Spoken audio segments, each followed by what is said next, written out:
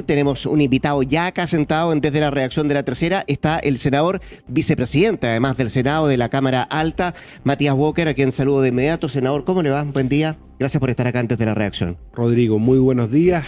Muchas gracias por la invitación. Encantado, como siempre. Gracias por estar acá, primero que todo. Nos cuesta un poco llegar acá desde la redacción de La Tercera, sobre todo en un día como hoy, ¿no? Un 11 de septiembre, decía yo, 51 años que se conmemoran del golpe de Estado. ¿Va a la moneda usted, no?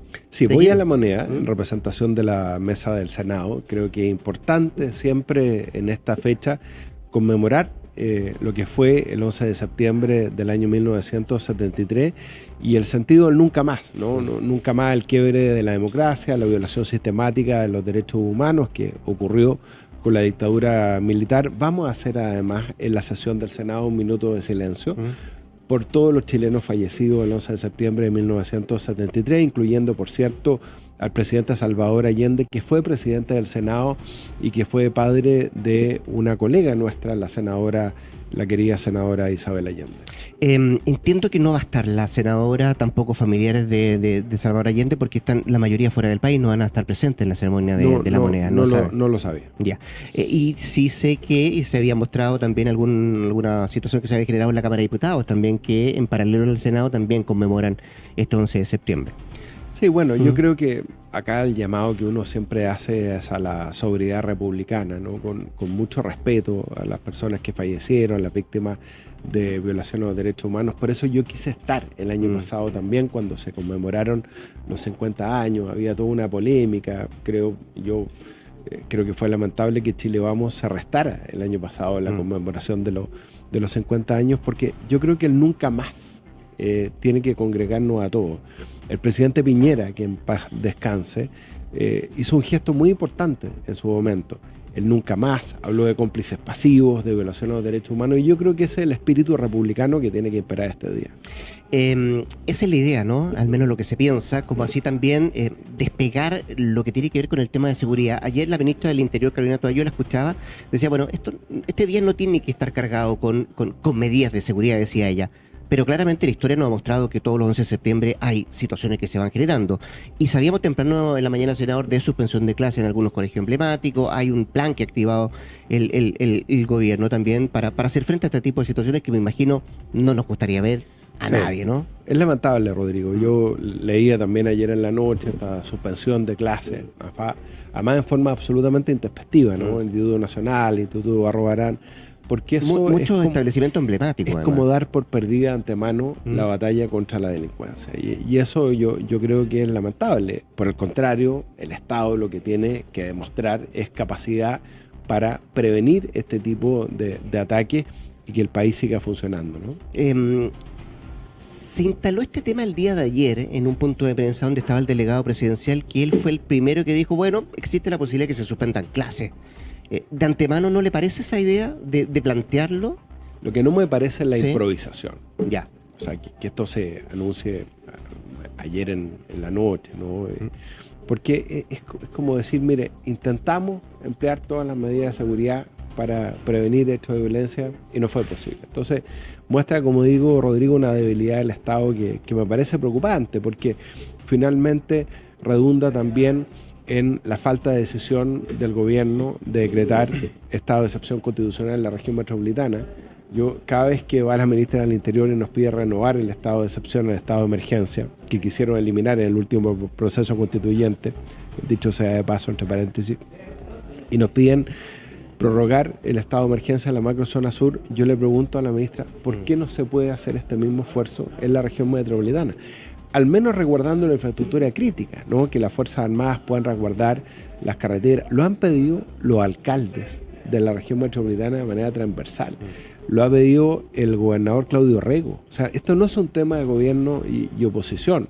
Pues tú perfectamente puedes decretar un estado de excepción más liviano, si tú quieres. O sea, sin suspender la libertad de movilización, la libertad de reunión, pero disponiendo que las Fuerzas Armadas resguarden infraestructura crítica mientras se tramita el proyecto de infraestructura crítica. ¿Qué quiero decir con esto? No es necesario tener la ley de infraestructura crítica para disponer que vía estado de emergencia las Fuerzas Armadas puedan resguardar infraestructura que tiene que ver con bienes y servicios básicos para que el país y una ciudad como Santiago pueda funcionar. Bueno, estamos en este 11 de septiembre hablando de eso, ¿cierto? De ese tinte de seguridad que tiene este día en lo específico y lo que usted también recalcaba respecto a la memoria, ¿no?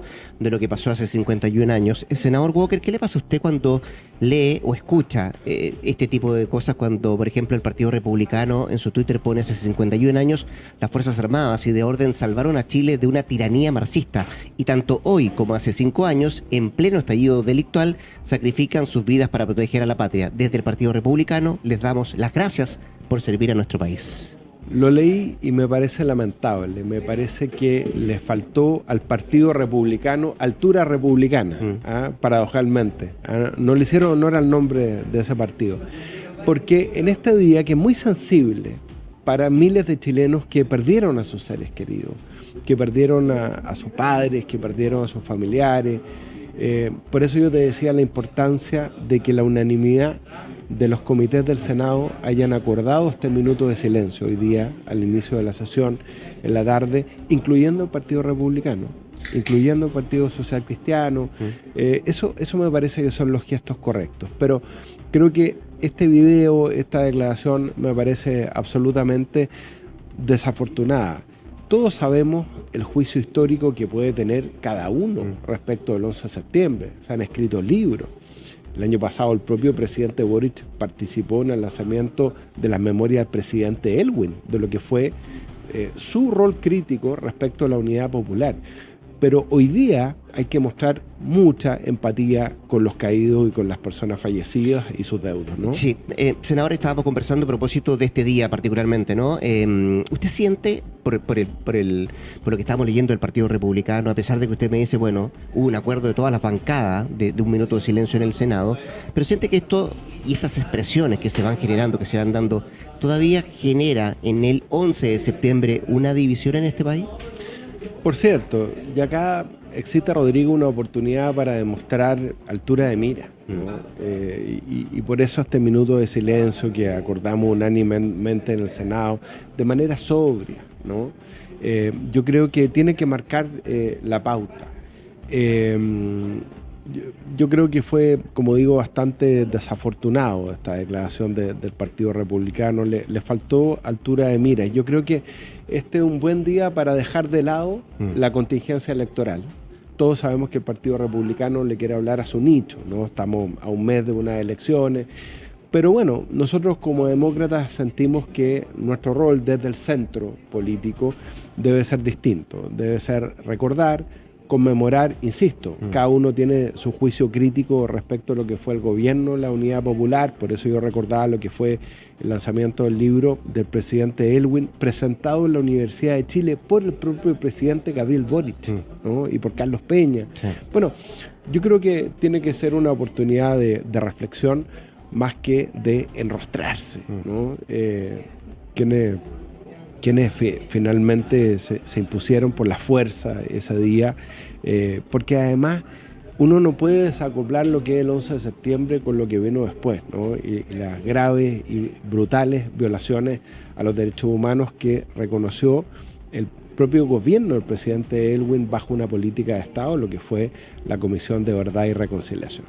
Estamos conversando con el vicepresidente del Senado, Matías Walker. Senador, vivimos momentos bien complejos, sobre todo desde el punto de vista de lo que está pasando en el Poder Judicial, ¿no? En la Corte Suprema, en lo específico, a raíz de este caso, audiofiltraciones que se han ido conociendo, cosas que hemos escuchado, visto, leído, que involucran a ministros de la Corte Suprema.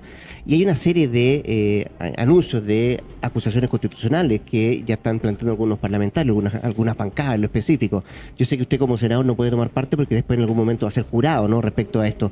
Pero ¿en qué momento estamos? ¿En un momento delicado, crítico, complejo? ¿Cuál es el concepto, el adjetivo que usted utilizaría para definir lo que está pasando particularmente con estas cosas que pasan en la Corte Suprema? Bueno, efectivamente.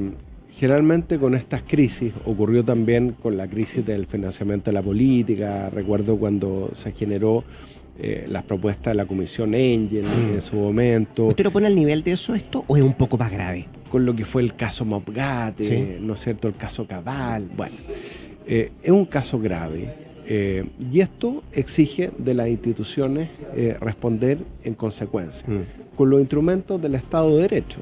tú bien lo decías, yo no puedo adelantar ningún juicio, me inhabilitaría. Así es. No, porque los senadores eventualmente, si prospera la admisibilidad de estas acusaciones constitucionales, recordemos que lo que hace la Cámara de Diputados es un examen de admisibilidad, los senadores resolvemos como jurado respecto a la culpabilidad o no de los ministros acusados, lo que involucra además la aplicación de una pena accesoria, que es la inhabilitación por 5 años para ejercer cargos públicos. Recordemos, y eso sí puedo decirlo, además me permito hacerlo como expresidente de la Comisión de Constitución del Senado, expresidente de la Comisión de Constitución de la Cámara de Diputados, en el caso de los ministros de los Tribunales Superiores de Justicia, la causal es de notable abandono de deberes.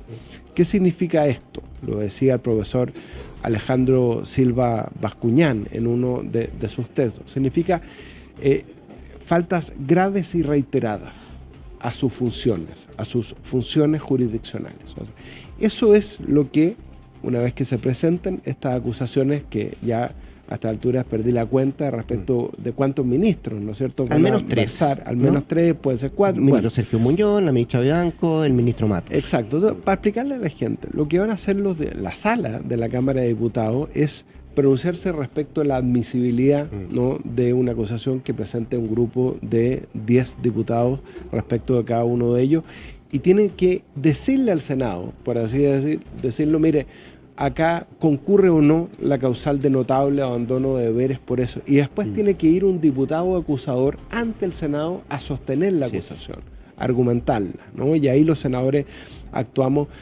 como jurado. Es una oportunidad también, Rodrigo, a mi juicio, de reformar el sistema de nombramientos. Esto no es un debate nuevo, hay proyectos de ley que se han presentado. A mí me parece en lo particular muy interesante la propuesta del último Consejo Constitucional, que proponía que se creara un órgano con dedicación exclusiva que desconcentraba el poder excesivo que a mi juicio hoy día tiene la Corte Suprema sobre los sistemas de designación. La Corte Suprema hoy día elabora las quinas para nombrar los ministros de la Corte Suprema y las ternas para nombrar los ministros de Corte de Apelación, ¿no? Y es un poder, por supuesto, bastante grande. Después es el Ministerio de Justicia el que resuelve el presidente de la República, en el caso de los ministros de Corte Suprema con acuerdo del Senado. Pero entiendo que el gobierno va a ir con un proyecto propio, ¿no? El gobierno va a ir con un proyecto propio. Yo ayer lo conversé con el ministro de Justicia, yo también tengo una propuesta, estoy elaborando también algo. Insisto, a mí me parecía muy interesante esta propuesta del órgano. Sí. Un órgano con dedicación exclusiva. ¿Autónomo? Autónomo, absolutamente, con todo tipo de inhabilidades, que nombre no solamente a los ministros de corte, sino que nombre a todos los jueces, a los notarios, a los conservadores, a los archiveros, terminar con cualquier conflicto de interés, inhabilidades muy amplias, que esté compuesto, como digo, por jueces, por 2 o 3 ministros de la Corte Suprema. Tampoco tú puedes sacar de un día para otro a la Corte Suprema este proceso de nombramiento, con representantes del Senado, con representantes del presidente de la República. Yo incorporaría, por ejemplo, a decanos de facultades de Derecho o exdecanos de facultades de Derecho de las principales universidades del país o la universidad del Consejo Rectores, y ese órgano que se aboque en forma exclusiva bajo concurso público y con los estándares de la alta dirección pública que proponga nombres finalmente para ocupar estos cargos. Yo creo que es una buena oportunidad para retomar esos proyectos y esas propuestas. A propósito de lo mismo, hoy día La Tercera trae como principal titular, senador, este informe elaborado por la Comisión de Mercado Financiero, donde se revela una conversación que habría tenido el exministro del Interior, Andrés Chadwick, con Augusto Iglesias, que es parte de la comisión, pero que además, por vez primera, lo involucra a él, en teoría, en haber hecho alguna gestión concreta para la empresa Los Hermanos Sauer. ¿En qué pie queda la figura del exministro del Interior? Bueno, es una situación muy delicada, porque aun cuando Andrés Chadwick haya actuado como exministro, no era ministro del Interior aparentemente en ese momento, él se involucra en un proceso sancionatorio. La Comisión de Mercado Financiero es de las buenas instituciones que en Chile funcionan adecuadamente regulando y sancionando infracciones a la ley de mercado. Yo soy autor además de la ley de delito económico y ahí instituciones como la Comisión de Mercado Financiero tienen un rol muy importante. Entonces, intervenir en un proceso sancionatorio administrativo puede ser complejo. Ahora, él puede decir, bueno, yo estaba actuando como abogado y había sido ministro del Interior, pero eso tiene que hacerse, como entiendo, le indicaron al propio Andrés Chadwick y así sale reflejado en esta nota de la tercera, dentro de las reglas de ese proceso sancionatorio. ¿Deberá hablar Chadwick? Entiendo que hizo una declaración pero hace algunos minutos aclarando esto, ¿no? Pero yo creo que es algo que tiene que ser indagado, ¿no? Porque obviamente, claro, él tenía todo el poder que significaba su figura como ex ministro del Interior. Ahora, es diferente tener un comunicado, ¿no? A responder preguntas. Sí, claro, por supuesto. Y en eso ustedes tienen todo el derecho como periodistas de indagar, más allá de un comunicado público. Pero se intervino en un proceso sancionatorio muy complejo. Estamos hablando a propósito de esta posibilidad de cambiar el nombramiento de los jueces, ¿no? ¿Usted ve demasiada agua en la piscina para que esto prospere? Sí, de todas maneras.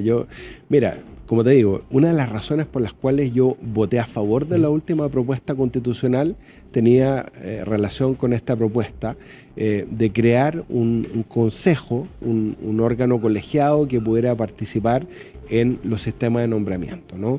Quitarle ese excesivo poder que hoy día tiene la Corte Suprema. Sin prescindir del rol del Senado, porque yo no es que sea vicepresidente del Senado y quiera defender el Senado por una cuestión chauvinista. La diferencia entre las monarquías y las democracias, Rodrigo, es que en las monarquías es la voluntad del rey. El caso de las democracias es equilibrio entre los poderes del Estado. El caso del Senado, en esta legislatura, además, nosotros hemos ratificado la única propuesta que ha sido sometida a la consideración del Senado, que fue la de la ministra María Soledad Melo. El Senado acá no ha sido el problema. Y aprovecho de recordarlo, tenemos 3 nombramientos pendientes. El gobierno retiró la urgencia, retiró el apercibimiento. Las instituciones tienen que seguir funcionando, porque si tú tienes 3 nombramientos pendientes y a su vez el Congreso puede destituir a otros 3 o a otros 4 ministros de Corte Suprema, te vas a quedar con 1/3 de la Corte Suprema sin funcionar. No van a poder funcionar las salas. Entonces, ¿cuál es la explicación que dio el gobierno para quitarle la urgencia?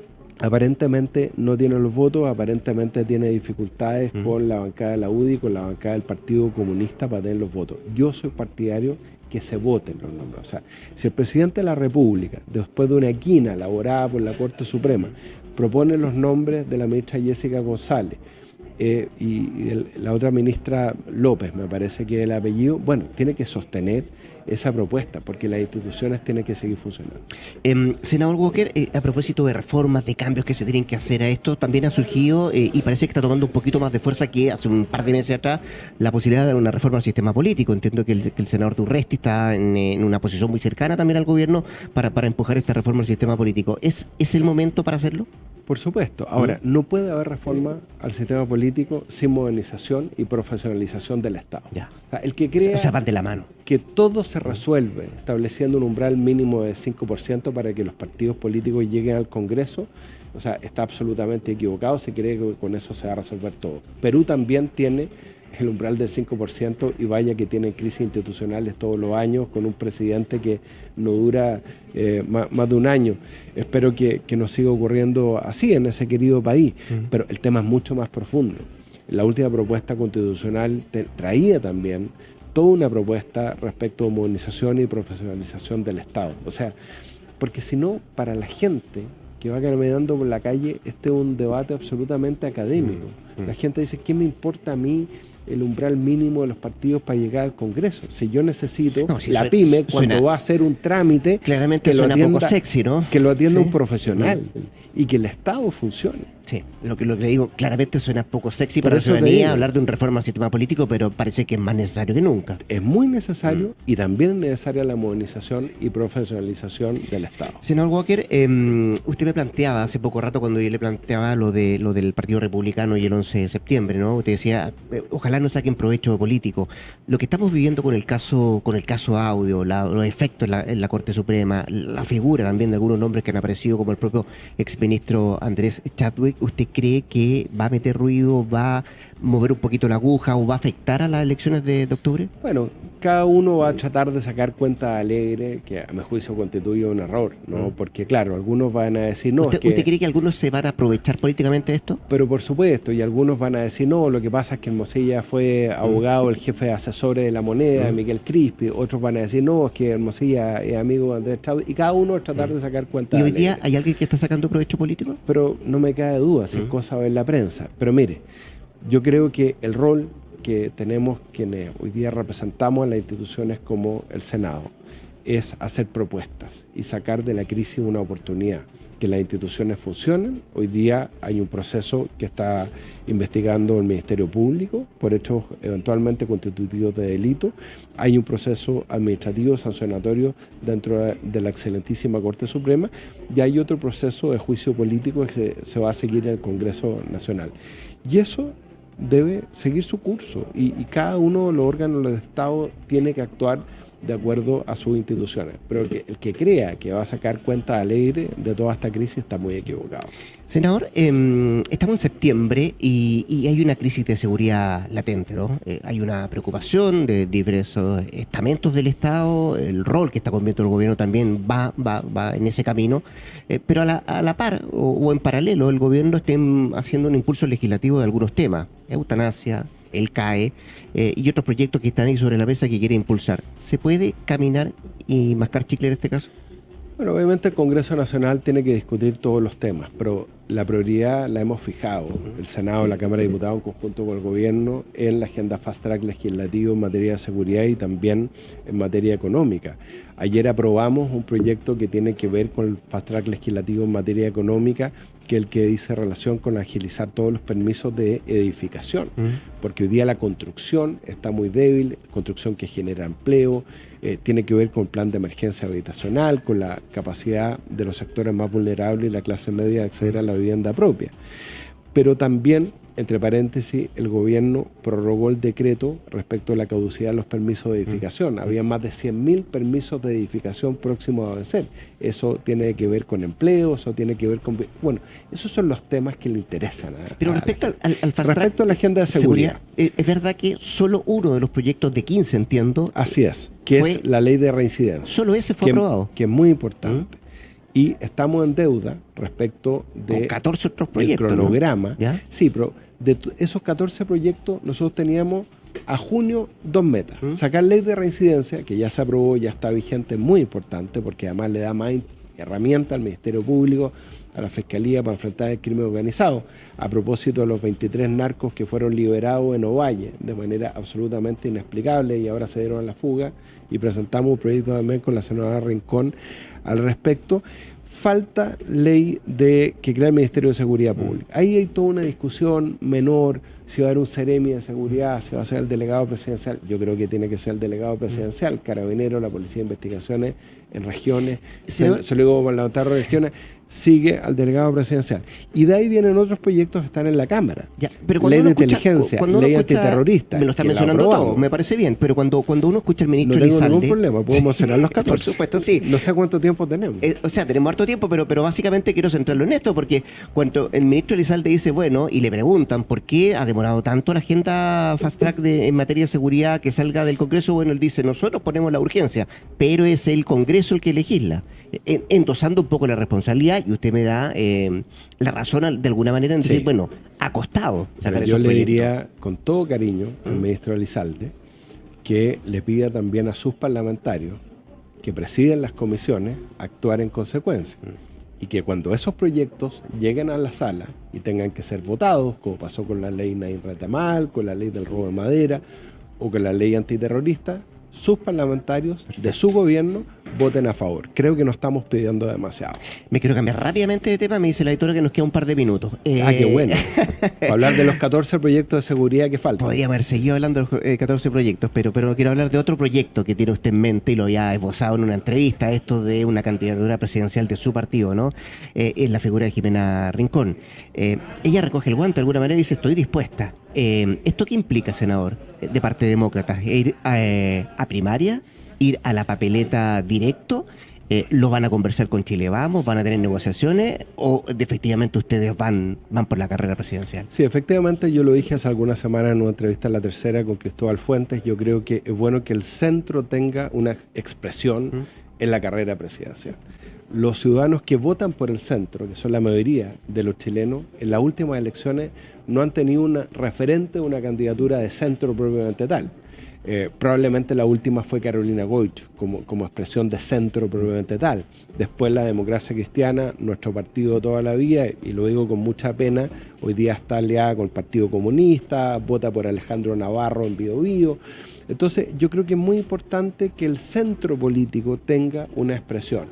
Y a nuestro juicio, quien está mejor aspectada para liderar una candidatura de centro hoy día es Jimena Rincón. Hicimos un esfuerzo tremendo por constituir a demócratas en todo Chile. Firmamos con nuestros amigos de Amarillos un pacto electoral que se llama Centro Democrático. No vamos con Chile Vamos. Entonces, yo creo que es muy sano que esa candidatura presidencial de centro o cualquier otra se exprese en una primaria o en una primera vuelta. Y siempre está la segunda vuelta. Es diferente ir a primarias que ir directo a la primera vuelta. Bueno, ¿sí? Pero ¿cuál es su anhelo? A ver, yo creo que no hay mejor primaria que la primera vuelta. ¿Ya? Porque votan todos. Ya. Y el voto obligatorio ha permitido que el electorado de centro resurja en nuestro país. Fue ese electorado de centro el que le dio el triunfo al rechazo hace 2 años atrás con el 62% de los votos. Ya, y nosotros queremos representar a ese electorado. Hoy día, 11 de septiembre, su partido, demócrata que usted representa, entonces estaría por ir a primera vuelta. Nosotros estaríamos ir a primera vuelta o bien a una primaria con amarillos, ¿no? Que son nuestros aliados en esta coalición de centro que se llama Centro Democrático. Sí, yo creo que es bueno que el centro tenga una expresión presidencial. Perfecto. Es decir, estaría en la papeleta por ahora, digo yo, Jimena Rincón y José Antonio Caz en primera vuelta. Y Evelyn Matei. Sí. Y veremos quién pasa a segunda vuelta. Nosotros esperamos que sea Jimena Rincón en ese escenario, obvio. El senador, vicepresidente del Senado, Matías Walker, conversando a esta hora de la mañana, este 11 de septiembre, acá desde la redacción de La Tercera. Tiene que irse la moneda. Sí, facilito corriendo por acá, pero aquí tomas el metro y llega... Agarramos derecho. 10 minutos. A Poquinto, Providencia, Alameda. Senador, gracias por estar acá. Muchas gracias. Que esté muy bien, mucha suerte, que esté muy bien. Chao.